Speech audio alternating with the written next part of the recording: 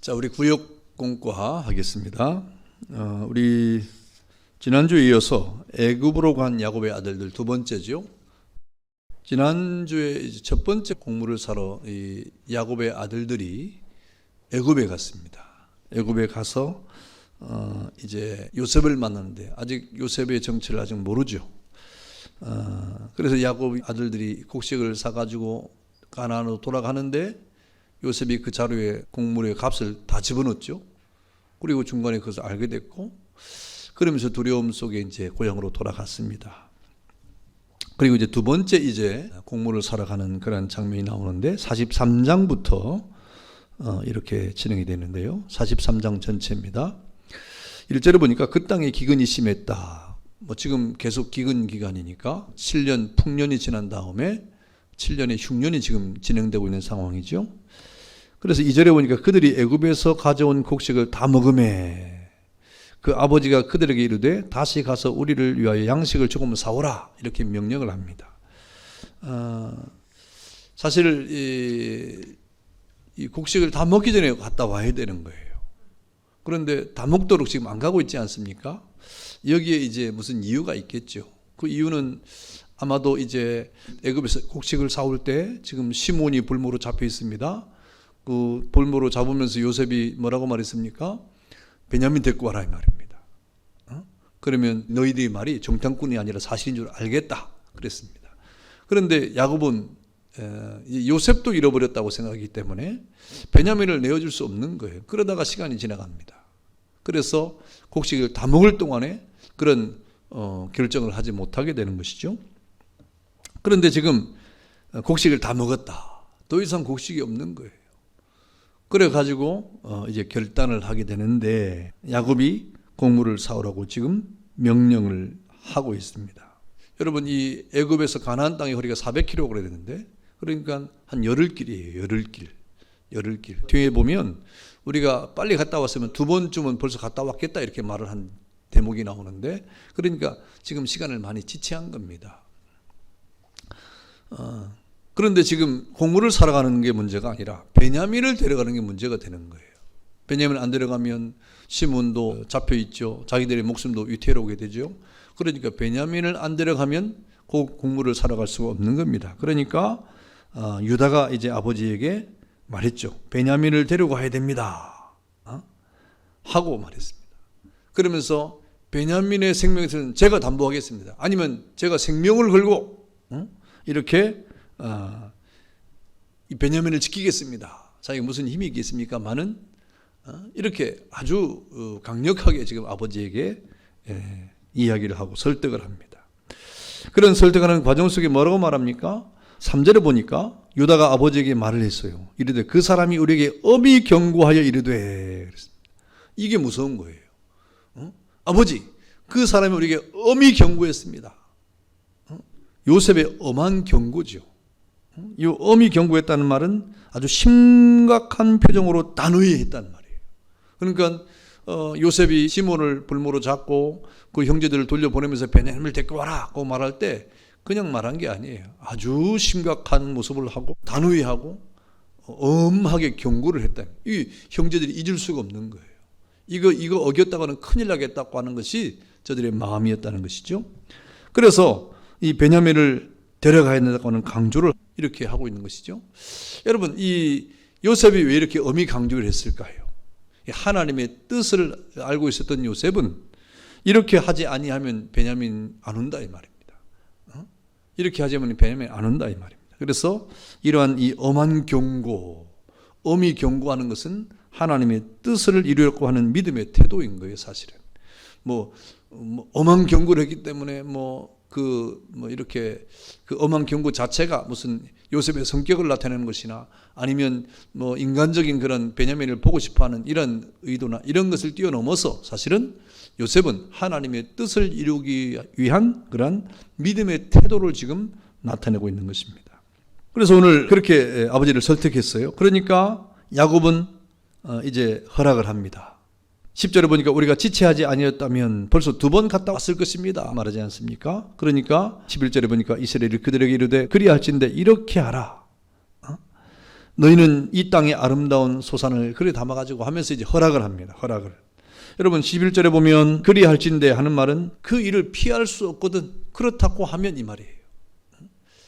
그 사람이 엄히 경고를 해가지고 너에게 그렇게 말을 했다고 하는 이 사실에 대해서 너희가 그렇게 생각을 해가지고 그런 걱정을 하면서 베냐민을 데려가지 않으면 안 된다고 한다고 하면 이 말이죠. 그러면 이제 그 다음에 이제 이 야곱이 대처를 하는 것이죠. 몇 가지 준비를 합니다. 그 첫 번째가 뭡니까? 바로 예물을 가지고 가라. 그랬습니다. 예물을 가지고 가라.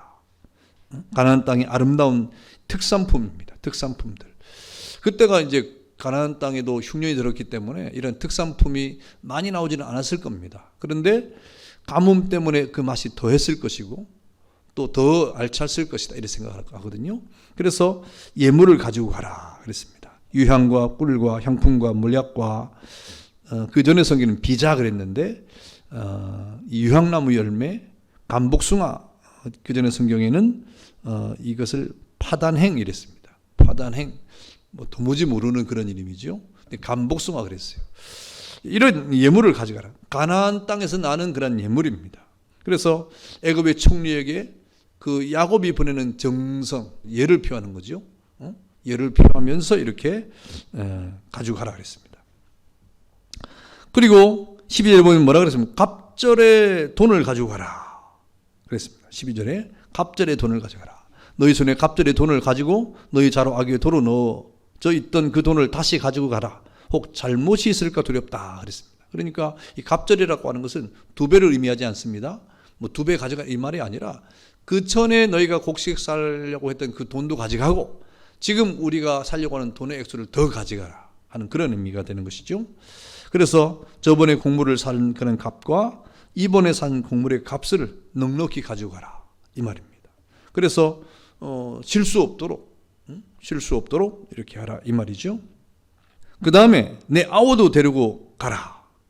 그 사람을 데리고 가라 그랬습니다. 이거는 요셉이 총리가 되어서 이렇게 그 형제들에게 말한 약속이에요.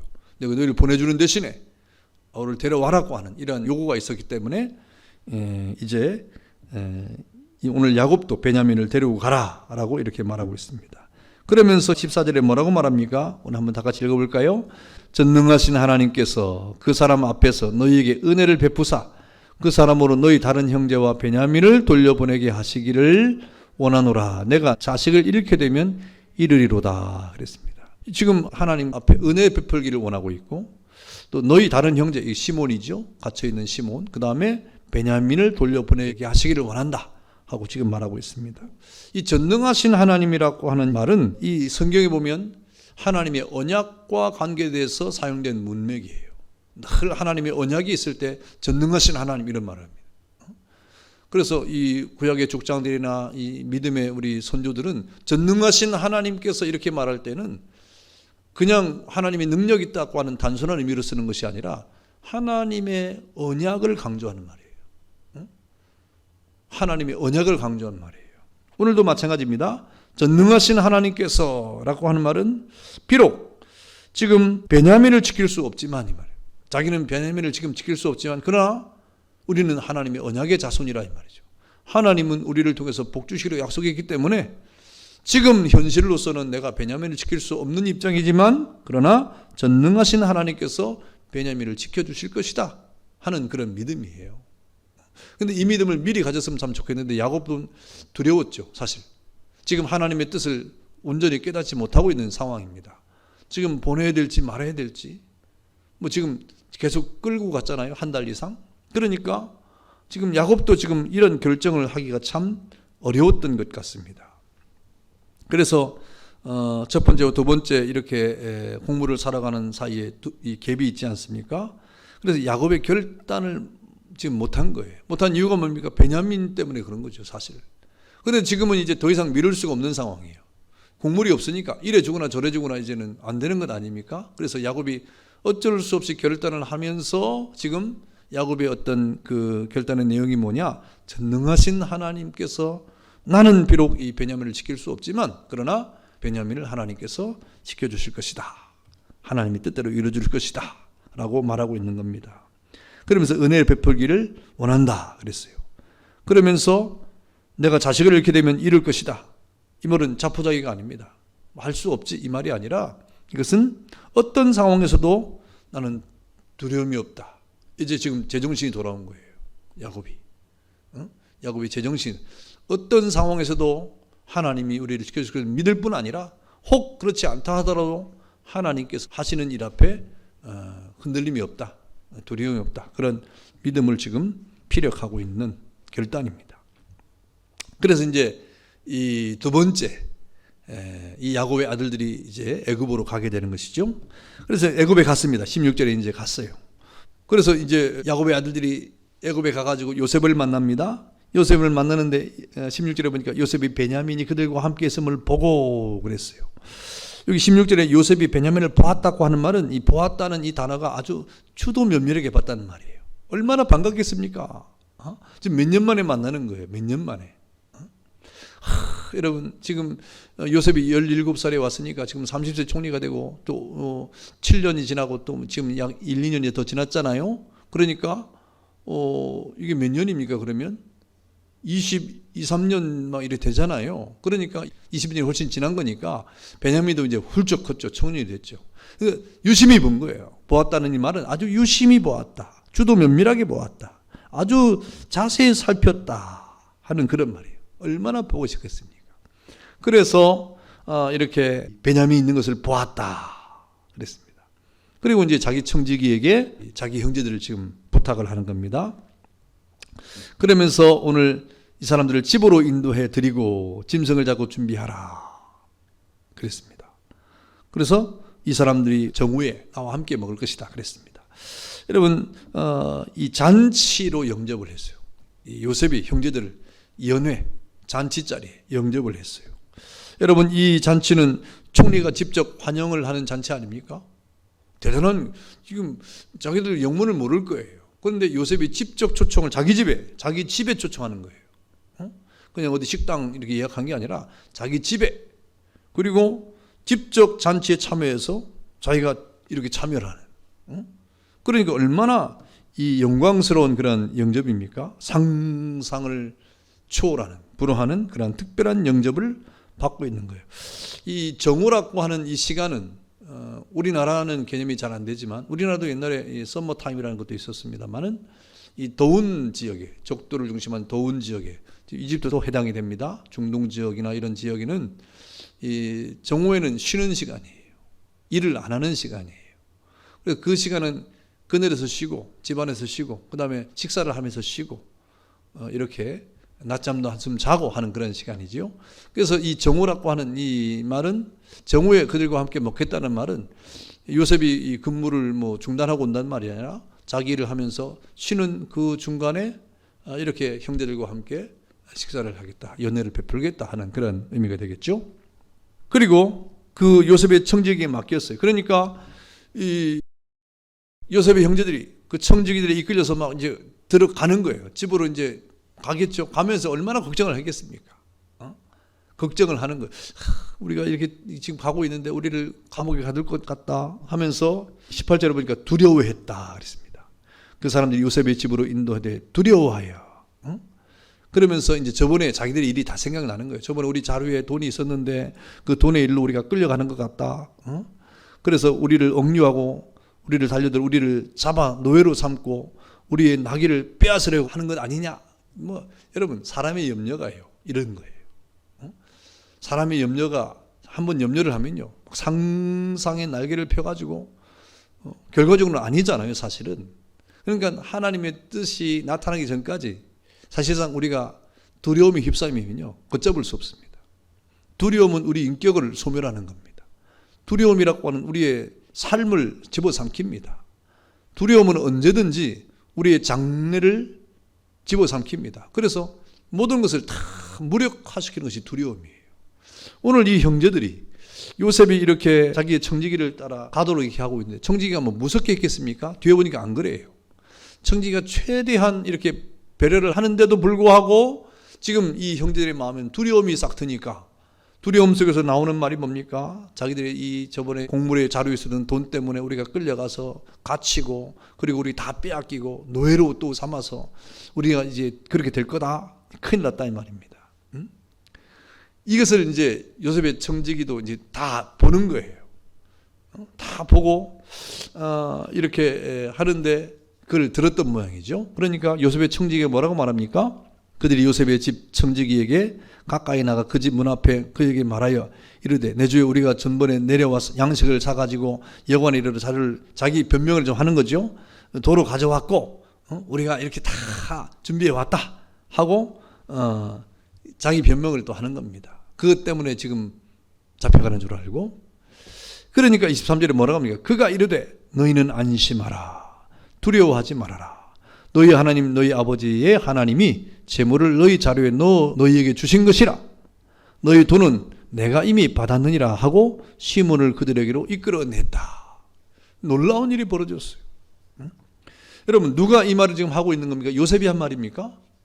요셉의 청지기가 한 말이에요. 요셉이 한 말이 아닙니다. 요셉이 그렇게 했다고 하면 이해가 되겠어요. 근데 지금 누가 이런 말을 했는가 하니까 요셉의 청지기가 지금 하나님의 이름으로 저들을 위로하고 있다. 여러분 오늘 안심하라. 샬롬을 말하고 샬롬.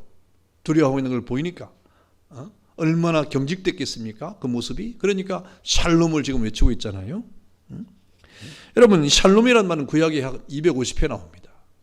250회 정도 나오는데 이 거의 대부분 이 샬롬이라는 말은 하나님께서 주시는 결과 얻은 평안을 말할 때 샬롬이라는 말을 씁니다.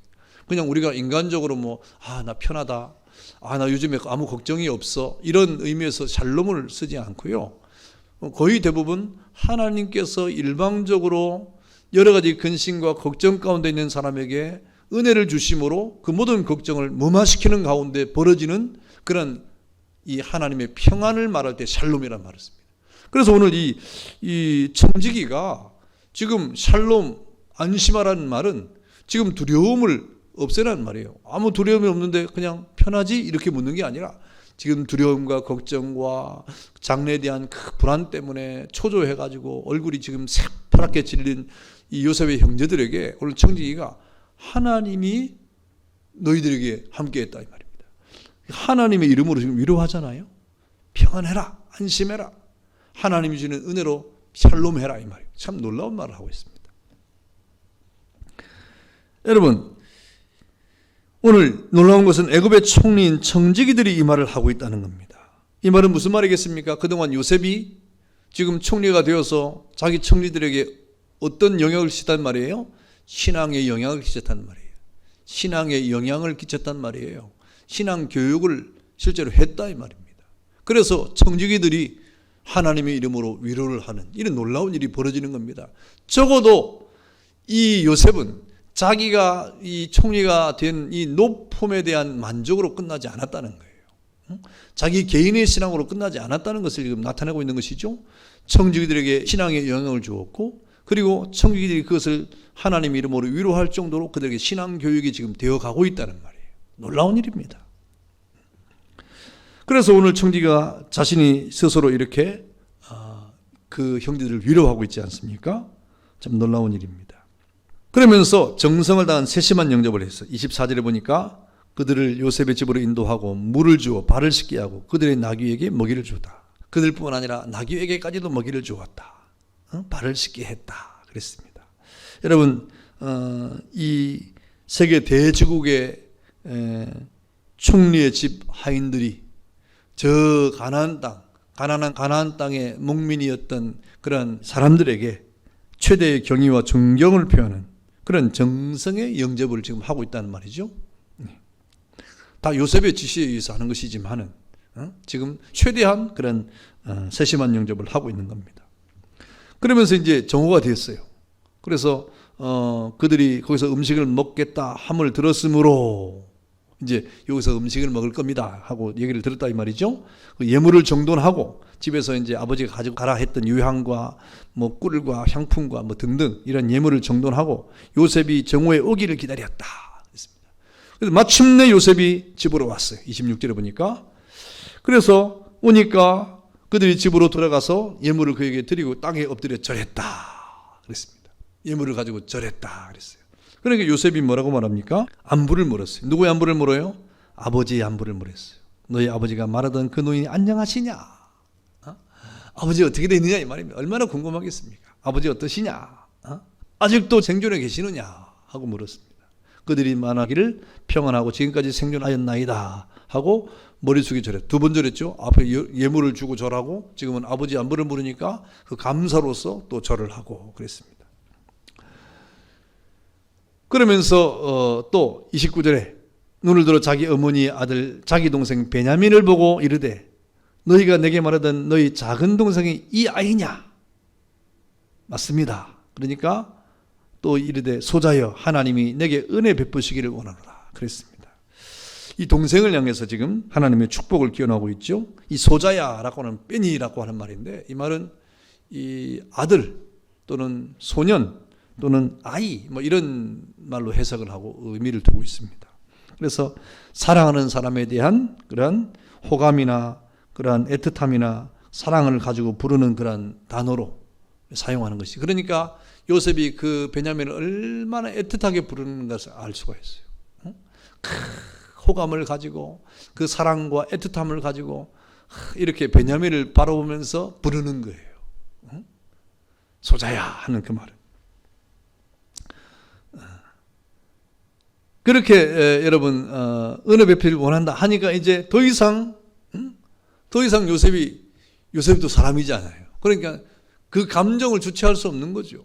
안 그러겠습니까? 아버지 안부를 묻고 이제 자기 동생을 바라보면서 축복을 하고 난 다음에 이게 참 이 마음의 감정이 더 이상 주체할 수 없게 된 겁니다. 그래서 30절에 보니까 아우를 사랑하는 마음이 북받쳐 급히 울 곳을 찾아 안방으로 들어가서 울었다. 그랬습니다. 참 아주 이 극적인 장면이에요. 극적인 장면이에요.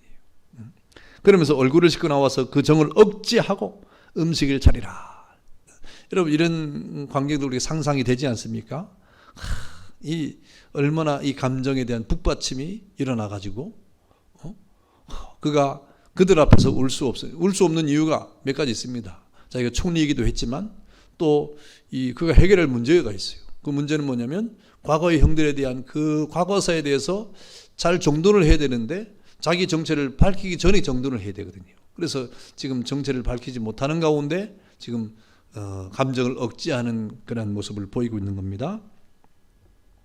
절제된 그러한 모습이죠. 그래서 음식을 먹어요. 음식을 먹고 하는데 이제 요셉은 따로 먹고 형제를 따로 차렸는데 애굽 사람은 히브리 사람과 같이 먹은 부정을 입음이었다 그랬습니다. 그래서 요셉이 이렇게 먹는데 요셉이 형부터 동생까지 딱 차례대로 앉게 하는 거예요.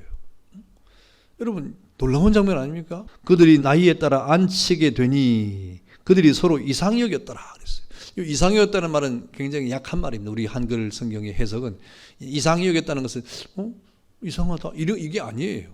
깜짝 놀랐다 이 말입니다. 원어의 의미는 이 요셉이 이렇게 형들을 차서에 따라 옛날 차서에 따라 이렇게 말했는데 그 순서에 따라서 앉혀서 이렇게 식사를 하게 하니까 형제들이 소스라치게 놀랐다는 거예요.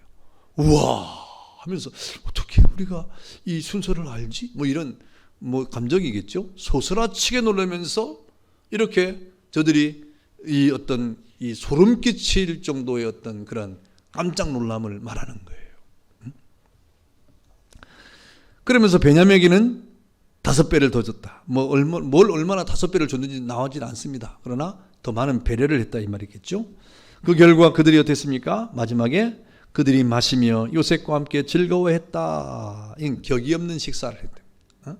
요셉이 그렇게 식사를 하면서 격이 없는 식사를, 흥겨운 식사. 처음에는 두려웠는데, 처음에는 지금 우리가 끌려가는 게 아닌가? 노예로 풀려가는 게 아닌가?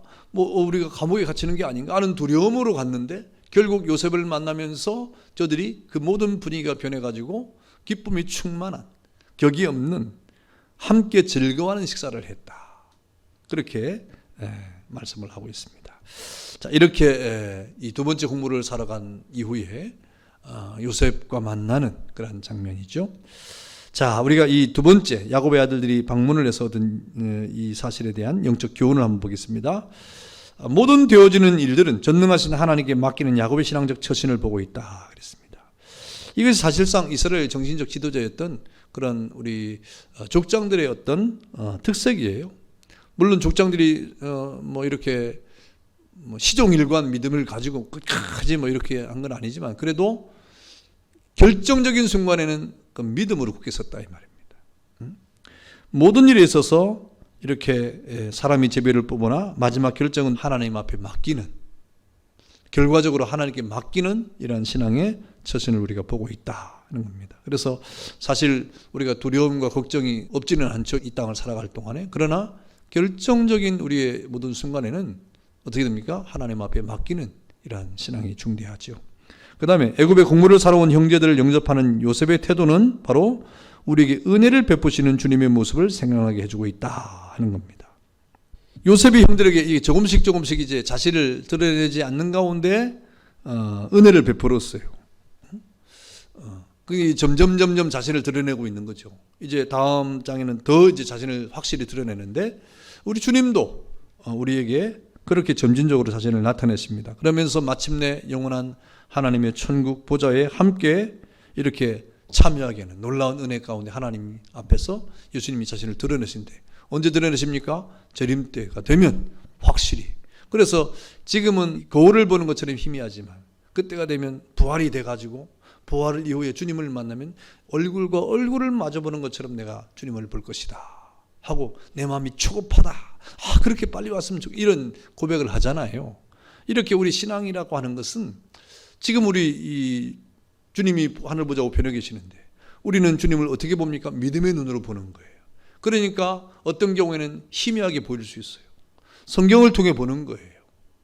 그래서 우리 주님에 대해 믿음을 가지고 우리가 이 땅을 확실하게 살아가지만 거울을 보는 것처럼 이렇게 희미하게 보일 때가 있지만 그러나 주님을 확실하게 우리가 볼 때가 다가오는데 그때는 언제입니까? 재림 때가 되면 주님을 우리가 얼굴과 얼굴을 마주대하면서 저 영원한 하나님의 나라에 혼인잔치에 우리가 들어가게 되는 것입니다.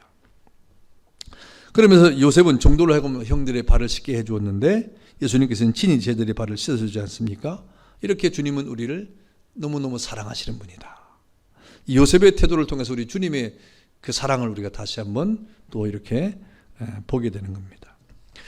그러면 요셉은 형들에게 은혜를 베풀었는데 그 은혜를 베풀면서 무엇을 생각했을까요? 자기의 꿈을 생각했어요. 자기가 꾸었던 꿈을 생각하면서 형들에게 은혜를 지금 베풀고 있는 겁니다. 그 꿈이 무엇입니까? 22년 전에 꾸었던 곡식단과 하늘의 별들이 요셉을 둘러싸고 절했던 그런 꿈을 이렇게 생각하면서 지금 자기 앞에 현실로 그것이 나타났잖아요. 현실로 나타난 이 사실을 이렇게 직감하면서 이것이 그 꿈에 대한 현실이구나. 이거 왜 몰랐겠어요? 그 꿈에 대한 현실을 바라보면서 형들에게 은혜를 베풀면서 기뻐했다 하는 것입니다. 자, 내용 연구 보겠습니다. 야곱은 아들들에게 다시 애굽으로 가서 곡물을 사오라고 명령했는데 이때 준비시킨 사항이 아닌 것은 어느 걸까요? 갑절의 근과 음을 가지고 가라고 하지 않았죠? 예. 그 가나안 땅에서는 특산물을 가지고 가라 그랬습니다. 예물을 가지고 가라. 또 베냐민도 데리고 가라. 그 다음에 전능하신 하나님께 저들의 형통을 맡겼다. 그 맞는 것이 2번이 틀렸습니다. 그 다음에 OX인데요. 애굽 방문에 대한 영적 교훈에 대해서 OX입니다. 되어지는 모든 일들을 전능하신 하나님께 맡기는 야곱의 신앙적 처신 맞죠? 애굽의 곡물을 사러 온 형제들을 영접하는 요셉의 태도는 우리에게 은혜를 베푸시는 주님의 모습을 생각하게 한다. 그렇죠? 3번은 뭡니까? 뭐예요? 읽어보세요. 예. 사람이 제비를 뽑는 것처럼 모든 운명을 사람에게 맡기는 야곱의 처신 아니었죠? 하나님께 맡기는 야곱의 처신을 보고 있다 그랬습니다. 자, 요셉은 이런 형들을 만나면서 옛날을 생각하고 과거를 생각하면 요셉이 가만히 있지 않죠. 자기 직책도 있겠다, 힘도 있겠다. 아무개 넣으라 하면 다 들어가는 거 아닙니까? 근데 지금 용서를 하고 있는 모습을 보게 되죠. 그래서 여러분, 우리에게 해를 끼치던 사람을 용서하고 진정한 마음으로 호의를 베푼 적이 있는가? 그 호의로 인해서 하나님이 주시는 평안과 즐거움을 경험한 적이 있는가 하고 우리가 또 우리의 어떤 자신을 돌아보는 그런 은혜가 있어야 됩니다. 그런데 여러분, 누가 이런 용서를 할 수 있냐면 힘이 있어야 용서가 돼요. 요셉이 힘이 있으니까 용서를 하는 거예요. 힘이 없는데 용서할게요. 이게 안 되는 겁니다. 그럼 우리가 힘을 가져야 된다 이 말입니까? 가져야죠. 어떤 힘을 가져야 됩니까? 영의 힘을 가져야 돼요. 믿음의 힘을 가져야 돼요. 그래서 용서는 믿음의 힘이 없으면 안 돼요. 은혜의 힘이 없으면 안 돼요. 영적인 힘이 없으면 용서가 안 되는 거예요. 그러나 우리가 힘이 있으면 용서가 할 수 있는 그런 게 하나님의 은혜 아닙니까? 그렇게 하면 하나님 주시는 기쁨과 즐거움을 우리가 경험할 수 있다 하는 것입니다. 감사합니다. 예, 여러분 계속해서 구역 공부를 가정에서 잘 하시고 이렇게 구역장에 보고하시길 바랍니다. 감사합니다. 기도하겠습니다. 하나님 감사합니다. 어려운 시기를 통과하고 있습니다. 우리 광명의 성도들 이 어려운 이 코로나 사태 앞에 믿음으로 잘 인내하게 하시고 또 주님 앞에 함께 모여 아름다운 공동체의 나눔과 또 함께 기쁨과 즐거움을 이렇게 서로 주고받는 그런 시간이 속히 올 수 있도록 주님께서 은혜를 베푸시고 우리 구역이 함께 모여서 찬양하고 주의 말씀을 나누는 이 즐거움이 얼마나 좋은 것인가를 다시 한번 깨닫는 은혜를 허락하옵소서. 각자 각 가정에서 또 개인적으로 공부하는 이 모든 하나님 말씀의 이 공부를 통해서 주님의 사랑과 은혜를 다시 한번 가슴에 새기는 은총을 허락하옵소서. 예수님의 이름으로 기도하옵나이다. 아멘. 감사합니다.